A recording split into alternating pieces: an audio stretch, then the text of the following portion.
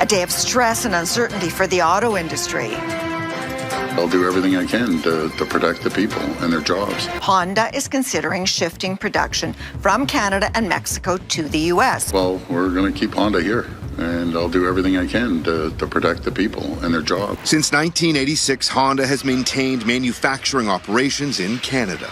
The number one selling car in Canada is a Honda. It has been for about 40 years. Which made this news report out of Japan today even more shocking for the more than 4,200 workers who assemble the Honda CR-V and Civic in Alliston, Ontario. Canada is stunned after Honda warned that production could slow down or even face interruptions. And honestly, this is exactly the kind of signal that can shake an entire industry if it escalates further. We are not just talking about cars here. We are talking about thousands of jobs and a massive economic gamble tied to one of Canada's most important manufacturing sectors. Right now, something really uncomfortable feels like it's building inside Canada's auto industry. The warning from Honda may not be dominating every headline yet, but in my view, it's strong enough to send shockwaves through the entire sector. From what I'm seeing, the company has already indicated that production could be scaled back if the electric vehicle market keeps weakening. Sighs of relief after fearing the worst. They can't trust anything is real anymore. New promises of protection on the campaign trail.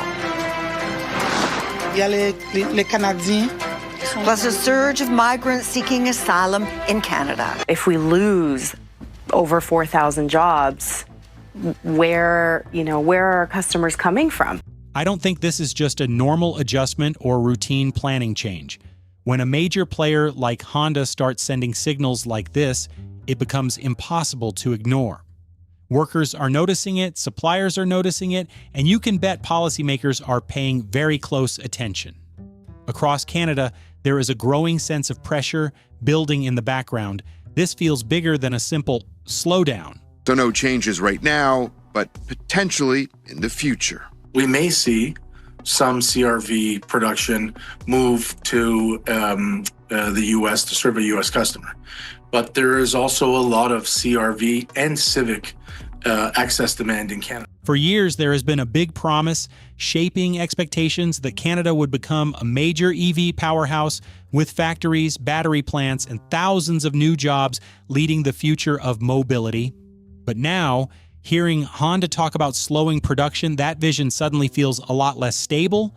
The story that was being sold is starting to crack, and the reason behind this warning is actually pretty serious. Honda is now facing more than $15 billion in charges tied to its electric vehicle investments, and honestly, that number is huge even for a global manufacturer of that scale. From what I can see, this investment went into new EV platforms, factory redesigns, and battery technology, all based on the assumption that EV demand would surge quickly. A lot of people, including me at one point, expected consumers to switch from gasoline cars much faster, but the market clearly isn't moving at that pace. What really stands out is Honda's history. This is a company that has stayed profitable for decades, and the idea that it could post its first annual loss since the late 1950s is honestly shocking. It makes you think about how much pressure the industry is under right now, and it raises a simple but uncomfortable question. Honda says our Canadian manufacturing facility will operate at full capacity for the foreseeable future, and no changes are being considered at this time. We constantly study options for future contingency planning and utilize short-term production shift strategies when required to mitigate negative impacts on our business. If demand is not strong enough, why keep pushing production at full speed? From what I'm seeing, the deeper issue is becoming clearer. EV sales in North America are not collapsing, but they are slowing down more than most forecasts expected. Buyers are hesitating when they see high prices. Charging infrastructure is improving, but it still isn't where it needs to be. And range concerns are still very real for many drivers, especially when they are looking at spending $40,000 to $50,000 on a vehicle. These are not small issues. They directly affect buying decisions. And there is something else that doesn't get discussed enough. Automakers actually scaled E-Fi production too quickly. Many companies rushed to launch new electric models expecting demand to already be there. Instead, a lot of dealerships are now dealing with uneven demand and inventory pressure as the market adjusts in real time. There are already plenty of electric vehicles sitting on dealership lots, but the buyers just aren't showing up in the numbers everyone expected. When supply starts growing faster than demand, the whole system begins to feel pressure building in the background. And then another shock hit the market that made things even more complicated. For years, the United States supported EV adoption with a $7,500 federal tax credit, which helped make electric cars feel more affordable for many buyers. But for a lot of consumers last fall, that incentive disappeared, and suddenly EVs started looking thousands of dollars more expensive overnight. Automakers were forced into a tough position: either cut prices and absorb the losses, or risk losing customers entirely. The market quickly got exposed to a harsh reality. Demand wasn't as strong as expected. Now that pressure is directly colliding with Canada's big EV ambitions. Billions have already been invested, factories have been built, and there have been strong political promises of thousands of new jobs tied to the transition. Sandy, Mark Carney wanted to talk about his plan to retrain workers in the face of U.S. tariffs. But it was the economic domino effect that took center stage instead. It's a war. But when major companies like Honda start hesitating, the entire vision starts to wobble. A slowdown doesn't just affect one automaker, it ripples through suppliers, small businesses, and entire communities that depend on production staying steady. It raises a difficult question. Did the industry move too fast? Honda's warning might be one of the first clear signals that the North American EV shift is hitting serious resistance. And this is where things start to get political, because when the auto industry struggles, policymakers feel it immediately. For years, Mark Carney has been one of the prominent voices supporting the electric transition. He has talked about climate strategy, green investment, and the idea that Canada could position itself at the center of the EV future. The message: BYD and the rest of the Chinese market wants to be into North America. Canada is giving them the opportunity to join the group, and opening a plant locally would allow them to make the step to move into the U.S. market eventually. As was pointed out, making sure you get to 75% local content is one step that's going to be necessary. Another step is getting around the U.S.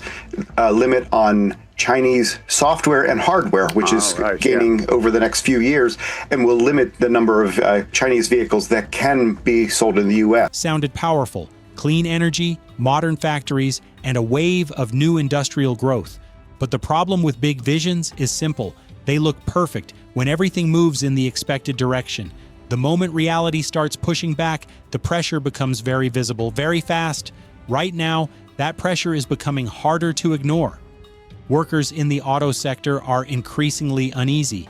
These are communities where entire local economies depend on manufacturing plants. When production slows, it's not just corporate results that change, it affects paychecks, household stability, and small local businesses almost immediately. At the same time, taxpayers are beginning to look at the billions spent on EV incentives and industrial support and asking a very uncomfortable question. Was all this money deployed at the right moment, or did governments move too quickly before the market was fully ready? With Honda's decision unclear in the morning, the Liberal leader laid out how Canadian incentives should help automakers keep production on this side of the border. Honda had brand new electric vehicles coming in, and they've canceled them at the very last minute. The Acura was supposed to go into production in July. We're going to see Honda moving towards electrification beyond the hybrids they already have, but it's going to take more years. It's going to be sometime in the next decade before we see a Honda electric vehicle in North America. That's why political pressure is rising. If the EV transition slows, critics will say the strategy was too aggressive. Supporters will argue it just needs more time to mature. Either way, the debate is heating up, and Honda's warning may have just added fuel to that discussion. But here's where the situation takes an unexpected turn. While many Western automakers are becoming more cautious, BYD is watching the situation very closely, and not casually, but strategically. They will get 100% remission on our counter tariffs. So in other words, our counter tariffs won't apply if they continue to produce, continue to employ, continue to invest in Canada. If they don't, they will get 25% tariffs on what they are importing into Canada. Okay, so the incentives are there. BYD is already one of the world's largest EV manufacturers, and it has been exploring ways to expand into North America. Now, with uncertainty growing, Canada suddenly starts to look like a potential opening. There has even been discussion around the possibility of BYD establishing production facilities there, which at first glance appears like a major opportunity. Investment is investment, right? Well, it's not nearly that simple. If you're going to sell a car in Canada, you have to have a footprint in Canada, meaning you have to make cars here or you have to have jobs here. On a day when leaders were supposed to be preparing to debate topics like the cost of living and climate change, it was the trade war and its impacts that overshadowed everything else again. Under the USMCA trade rules, vehicles built in North America can enter the United States more easily if they meet certain local content requirements. Roughly around 75% of parts and production sourced within the region. That means if a company builds enough of its vehicle inside North America, Sandy, seniors in this country are 33% more likely to lose money in a scam compared to other age groups. And today, the Conservative leader promised new laws to protect them. One click, and it's gone. Backed by a row of seniors, today, Pierre Poilievre pledged his government would make it tougher. It can qualify for major trade benefits and smoother access to the U.S. market. Now think about that strategy for a second. If a company like BYD were to build vehicles in Canada and meet those local content thresholds, those cars could potentially enter the American market much more easily. And suddenly, this stops being just about cars. It starts looking like a geopolitical chess move unfolding in real time. Some officials are already uneasy about this idea, especially when it comes to advanced automotive technology. Modern vehicles are basically computers on wheels. They collect data, run complex software systems, and stay constantly connected to digital networks.